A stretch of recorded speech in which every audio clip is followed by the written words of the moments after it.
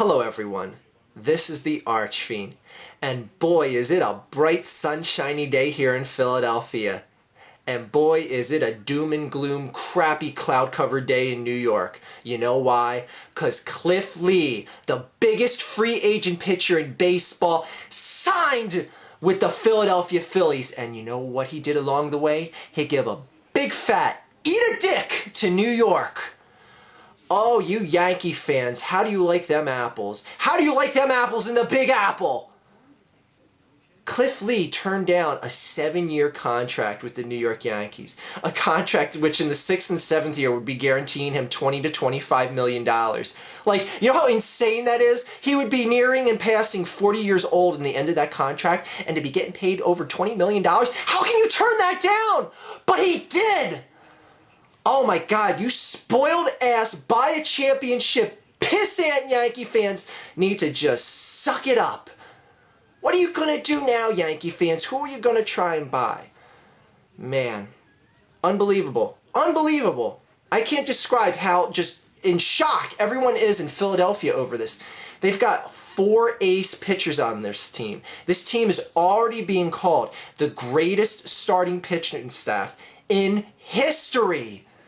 That is how cataclysmic this is in the Major League Baseball world. But I gotta keep it real, because that's who I am here. And I'm sorry, Philadelphia fans, but a lot of people, including myself, have rode the Yankees for buying championships. And we're getting into dangerous, hypocritical territory now.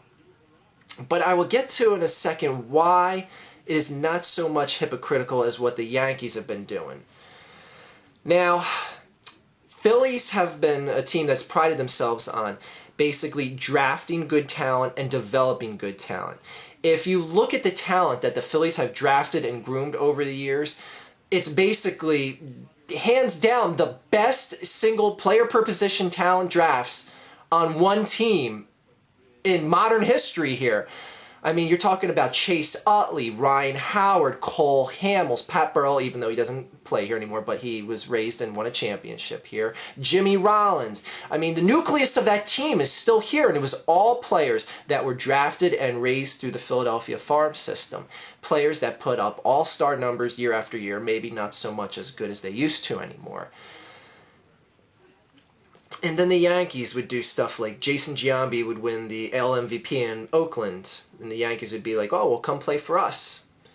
A-Rod wins the AL MVP in Texas. The Yankees go, well, you're a free agent, come play with us. Matt Teixeira doesn't want to play in Atlanta, doesn't see that team going anywhere, and the Yankees are like, oh, well, come play for us. All those guys end up signing for the Yankees, and they start winning championships with that team. Roger Clemens, he wants to win a championship. Couldn't get it done in Toronto or Boston. Oh, well, come play for us. Comes over to the Yankees. Multiple Cy Young Award winner.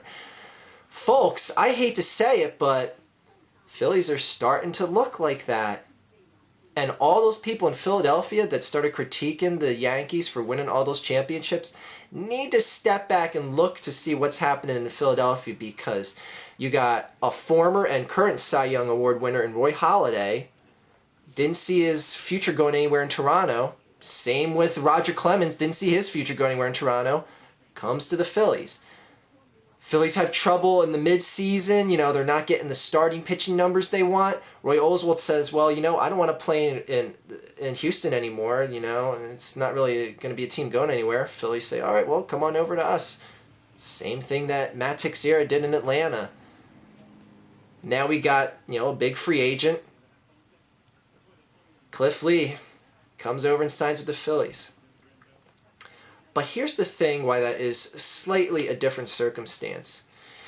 These people, specifically Oswalt and Halladay for that matter, signed up for the same principle that Cliff Lee just signed up with, and that is they wanted to play here. The instance of Jason Giambi, Matt Teixeira, Roger Clemens, and a number of other people like A-Rod, when they were offered their contracts to play for New York, they were the people offering the most money. Now, the Phillies did not offer the most money to Roy Halladay. Roy Halladay said, I saw this team just win a championship. I want to, come into this clubhouse and do great things. He wasn't necessarily looking for other offers at the time. Roy Oswalt came over because Houston was like, hey, you know what, take this guy. We'll even pay part of his contract to take him. And when he signed with the Phillies, other owners were like, that's all you ended up signing him for? We would have offered him more than that. Roy Oswalt didn't care. He wanted to play for Philadelphia. His former teammate Brad Lidge is here. He wanted to play with him as well. And now Cliff Lee turned down a substantially longer length contract and millions of dollars simply because he wanted to play in Philadelphia. Now, yes, it is partially hypocritical for if any of the Philadelphia fans want to critique the Yankees for buying their past championships, their recent past championships. But you know what? Not quite the same, not quite the same. I get what people would want to say in that argument, but it's really not quite the same. But man, I'm going to enjoy this. Like I said, I'm just a general observer of sports. I'm not a diehard Phillies fan. You're not going to automatically see, a Phillies poster pop up behind me or anything like that. I'm not going to jump on that bandwagon screaming and waving my hands in the air. But I'll tell you what, this is a monster news, and as a disgruntled Yankees fan, I got to say I'm enjoying the shit out of this. I'm enjoying the shit out of this, knowing that the Yankees won't even be able to compete with the Red Sox this year. Boy, they needed Cliff Lee because the Red Sox are going to clean the clocks of New York right now. Shit. Have fun with that, New York. I don't know what the hell you're going to do. You sure as hell don't have many free agents to, barter off on your own or trade any of your, developmental talent away because you're pretty much, slim pickings as far as that's concerned. But goddamn, what a great day here in Philadelphia. Well, for Philadelphia sports, I mean, the crime rate's still skyrocketing, so it's not really that great a day in Philadelphia. But anyways, man, sucks for you, New York. That's too bad. Better luck next year. Let's go, Phils.